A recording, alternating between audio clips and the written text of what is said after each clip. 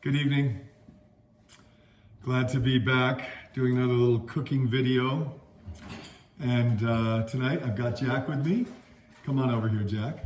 Step right in. There's Jack. And Sandra's there in the background. Sandra. Hi. There she is, yeah. Tonight we're going to be cooking probably the most beloved dish that I've ever been associated with. And it is a dish that has made me a lot of friends over the years. It's the Parmigiano-Crusted Pork Tenderloin. And one of the things that I love is that I have made friends with my son Wilson's friends through this. Jack J, it's his favorite thing in the world. CJ and all his family. Casey and Savannah when they finally graduated from Mac and Cheese. Aaron, my great buddy Aaron. Matt, I could go on and on. There are so many people that have loved this dish, and I hope they're my friends not just because of this dish, but I know it's got something to do with it. And really at the core of this, I have got to mention that the guy who really invented this dish is my longtime chef at St. Cloud's, Mike King. This, Mike King made as a special one night, and while it has morphed a little bit over the years, he gets the credit. He pulled this thing off. And I think the thing to understand about the pork tenderloin is that at its core, it's an Italian dish. We've got pasta, we've got capers, we've got tomatoes, we've got balsamic vinegar. This is an Italian pasta dish with some Parmesan-crusted pork tenderloin, and it is dreamy. It is so many ingredients, it's incredible. So it's a ton of prep, but once you get it all ready, it's done so fast. So tonight, I'm gonna make some pork tenderloin for you, and many people in the restaurant world have walked into the restaurant, sat down and said, I don't need a menu, I've been dreaming about this dish. And as it turns out, I think actually they have awakened and gone, oh my God, I was dreaming about the pork tenderloin, I've gotta go have it. So let's see how we make it. So Jack, could you give me a little hand here? So what I wanna do is take a little tour of our liquids first, which is over here. So we're gonna go with some olive oil, well, a canola olive blend. We're gonna put some veg stock in this, some wine, lots of balsamic vinegar, salt and pepper, which is here in front. And then of course I need a few liquids, so I've got water. And you show me. I've got some red wine. And then on the other side of the island here, we're gonna end up with garlic, because this is Italian, right? Bacon and onions, some capers, tomatoes, spinach, pasta, and then we're gonna finish it with a little cheese and green onions and spinach aioli. All right, so here we go. We've got a hot pan, Jack. Let's put that back in its place. All right, and what we might do, I think at this point, is move this down here so you can see something of what happens in the pan. All right, so I'm gonna put some oil in this pan. It's a hot pan. Yep, oh yeah, a little bit of oil. We're gonna put, sure. Yeah, so I put about 2 tablespoons of oil in there. You can see that, yep. And if you want, okay. Now we're gonna put some bacon. Oh, it's hot, yeah, it's hot, baby. I'm gonna do 2 portions here. So we got bacon and onions that are gonna go in there. Okay.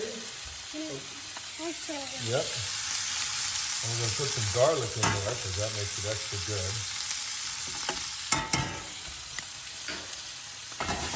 Okay. Ooh, baby, that's what we like to see. All right, so so the bacon and onions are par cooked. That means I cooked them ahead. And so it's all, but what we're trying to do now is give them a little bit more cooked. The onions will get a little crispiness and the bacon. the garlic we chopped ahead, okay? I want to say something about this pan that I'm using here.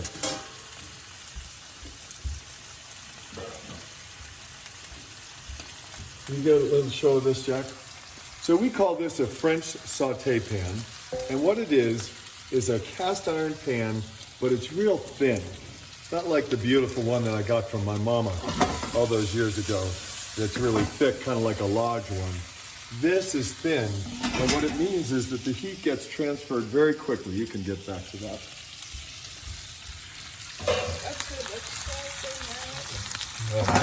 Yeah. See, they're starting to get a little crispness on there. Oh, the garlic is getting charred. Oh, we're ready. Let's get it happening. Okay, so we're going to throw some capers in. Oh yeah, 2 portions of capers. What do you think that was? 2 full tablespoons? I think so, yeah.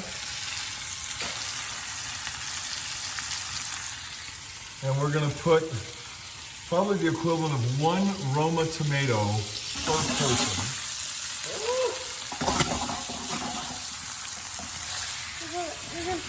It's gonna light your phone on fire. Okay, let's set that back. Put that back down. Hello? Yes? Okay. Now,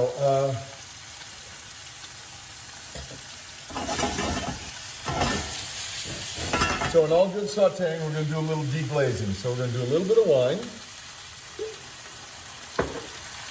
And do a little bit of veg stock. And you know, I will tell you that in the restaurant sometimes, I can't stop these guys. They just put all balsamic in there, and that's too much. The balsamic is a wonderful flavor, but it's got to be careful about how much you get in there. Okay, and now we're going to put some balsamic in there. Let's just show them, Jack, what that looks like. Okay, and what we want to do is let this cook down a little bit, concentrate those flavors a little bit before we put the pasta in. All right. Our pork is ready from the oven, Jack. You want to show them the pork here? Okay. So this, we soaked it overnight in buttermilk. Then we dredged it in a crust of gluten-free breadcrumbs, some Parmesan cheese, of course, a good bit of that, some cayenne, just a little, some paprika, and dredged it in that, and then seared it on the stovetop. What's that? That's perfect, yes. Seared it on the stovetop, so it gets that crust on it, and then we cool it, and then it goes in the oven, in a 450-degree oven for about 12 minutes or so, until you get this beautiful, oh, lovely thing. Okay, oh yeah, that's gonna be good. Okay, so Jack, you can see this has cooked down a little bit. You want to show them that?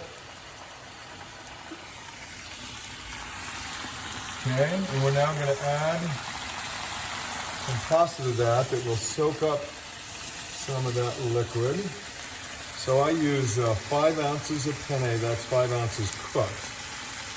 I'm just going to get it out of the bag. That's the question. Probably can't today. But kind of sometimes make it go a little faster than that. Okay, let's go. A little bit of the pasta.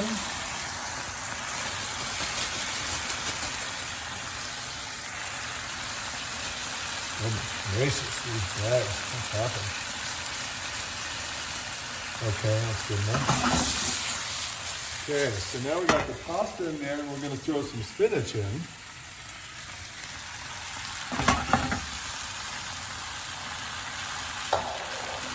Make sure that this is not only wonderful, but beautiful. And you can see now that we've got a nice brown kind of tinge to the pasta, but look, there's no liquid in the bottom, which is perfect. That means we have got this just where we want it.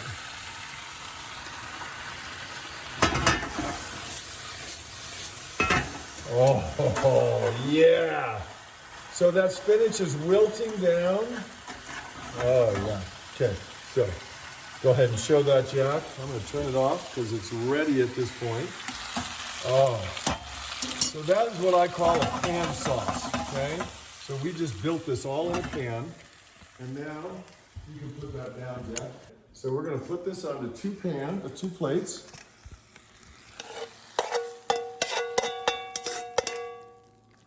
Oh, that looks pretty yummy. Okay, a little more over there. A little back. Another tomato over there, okay?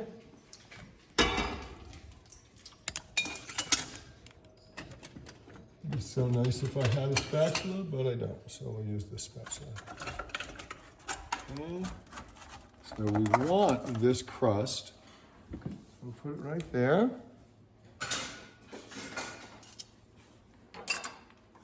Okay.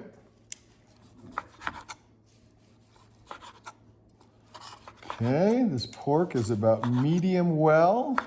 I'd like it if it were just medium, but it'll work. Okay. Pick it up. Set it right on top there, kind of fan it out a little bit. Now we'll do the same with the other one.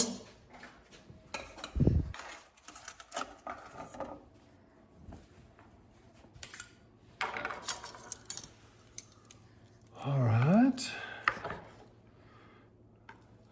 So I think you can push that back, Jack. So we're just looking at the whole show right now. Okay. Put that one on there. Okay. And now the fun. So we take some spinach aioli.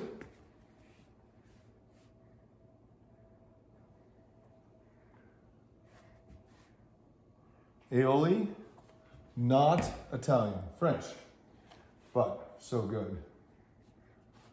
Okay. Some cotija cheese, which is an unusual choice, but we turned that over to Michael King, who knew what to do. And then we put some green onions on top.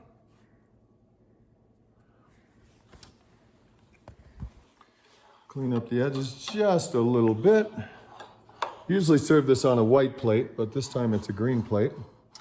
And that is the Parmigiano-Crusted Pork Tenderloin. So now let's set that down, Jack. Don't turn it off, please. Thank you. All right. So, Jack, come on over here with me. Okay. This is for the many friends out there who love the pork tenderloin, and there it is, ready for dinner. Okay. Hey, this is how we're going to get through this tough time. We're going to cook some fun food. We're going to have a good time together as a family. And I'm going to make videos for my friends. Bye, all.